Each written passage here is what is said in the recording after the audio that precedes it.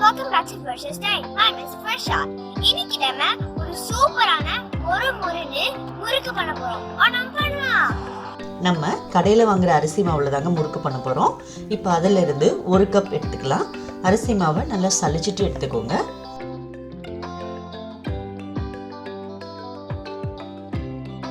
இதுல 1/4 கப் அளவு பொரிக்கடலை எடுத்துட்டு அதை நல்லா பவுடர் பண்ணிக்கோங்க. அதையும் நல்லா சலிச்சிட்டு எடுத்துக்கலாம்.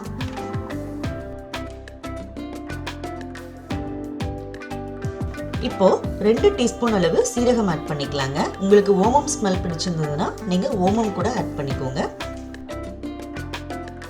இதுல 2 டீஸ்பூன் அளவு பெருங்காயத்தூள் ஆட் பண்ணிக்கலாம். நல்லா மிக்ஸ் பண்ணிக்கோங்க.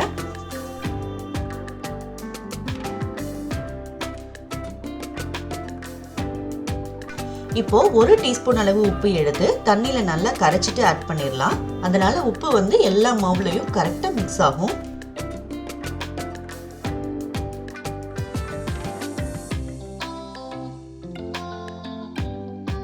இதுல பட்டர் அல்லது 2 டேபிள் ஸ்பூன் சூடான ஆயில் ஆட் பண்ணிக்கலாங்க.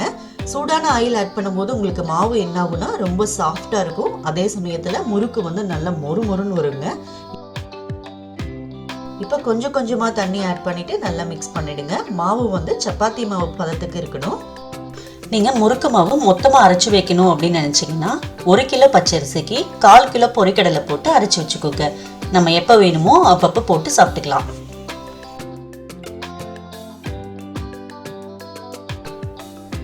இந்த மாதிரி பிசைஞ்சுக்கோங்க. நான் வந்து தேன்குழல் போடுற அச்சு எடுத்திருக்கேங்க. இப்போ இதுல மாவு வச்சு பிரஸ் பண்ணீங்கன்னா மாவு வந்து ரொம்ப ஸ்மூத்தா வரணுங்க. ஸ்மூத்தா வரல, பிரஸ் பண்றதுக்கு வந்து கஷ்டமா இருக்கு அப்படின்னா மாவுல வந்து இன்னும் கொஞ்சம் தண்ணி ஆட் பண்ணிட்டு மிக்ஸ் பண்ணிக்கோங்க. இப்போ கடாயில ஆயில் ஆட் பண்ணிக்கலாங்க. நான் வந்து கடலை எண்ணெய் யூஸ் பண்றேன். பொரிக்கிறதுக்கெல்லாம் கடலை எண்ணெய் யூஸ் பண்ணீங்கன்னா அதோட டேஸ்டே வேற லெவல்ல இருக்குங்க. இப்போ எண்ணெய் சூடாயிடுச்சா பார்க்கலாம். முறுக்கு போடும்போது எண்ணெயை ஒரே சூட்ல வச்சுக்கோங்க.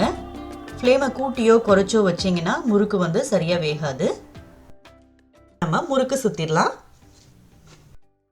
நான் வந்து 2 முறுக்கு இதுல சுட போறேன்.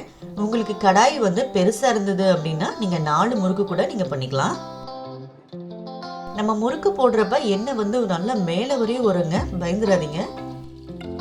கொஞ்ச நேரத்துல எண்ணெயோட சவுண்டு வந்து கொஞ்சம் கொஞ்சமா கம்மியாகும்.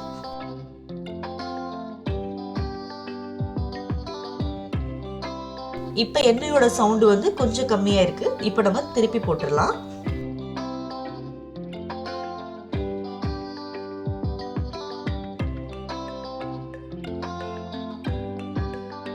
இப்ப பாருங்க நம்ம சூப்பரான முறுக்கு ரெடி ஆயிடுச்சு. இப்ப நம்ம எடுத்துடலாம்.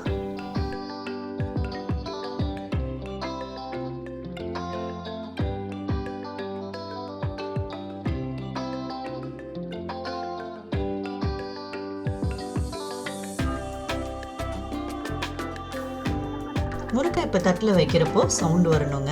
அப்போதான் முறுக்கு நல்லா வெந்து முறுமுறுன்னு இருக்கும். நீங்கள் முறுக்கு வந்து ஃபர்ஸ்ட் டைம் போடுறீங்க அப்படின்னா நம்ம வீட்டில் உள்ள பெரிய கரண்டி எடுத்துக்கோங்க. அதில் வந்து நீங்கள் முறுக்கு சுற்றிக்கோங்க. டைரெக்டாக போடும்போது என்ன ஆகும் அப்படின்னா அந்த எண்ணெயோட சூடு வந்து நம்ம கையில் படும். ஸோ இந்த மாதிரி பண்ணும்போது நம்ம கையில் வந்து சூடு படாதுங்க. இதை அப்படியே எண்ணெயில் போட்டுடலாம். அவ்வளவுதாங்க. முறுக்கு பண்றது எவ்வளோ ஈஸின்னு பார்த்தீங்களா? நம்ம கடையில் வாங்கின மாவை வச்சு நம்ம சூப்பராக முறுக்கு பண்ணியாச்சு. அதுவும் நம்ம பொரிக்கடலை யூஸ் பண்ணியிருக்கோம். அதனால நம்ம முறுக்கு வந்து ரொம்ப மொறுமொறுனும் டேஸ்டியாகவும் இருக்குங்க. நீங்களும் இந்த ரெசிபியை கண்டிப்பாக வீட்டில் ட்ரை பண்ணி பாருங்க. உங்களுக்கு இந்த வீடியோ பிடிச்சிருந்ததுன்னா வர்ஷாஸ் டைரிக்கு சப்ஸ்கிரைப் பண்ணுங்க. மறக்காம லைக் பண்ணுங்க, ஷேர் பண்ணுங்க, கமெண்ட் பண்ணுங்க. வர்ஷாஸ் டைரிக்கு சப்ஸ்கிரைப் பண்ணுங்க. இதுவரையும் இந்த வீடியோ பார்த்ததுக்கு உங்களுக்கு ரொம்ப நன்றி.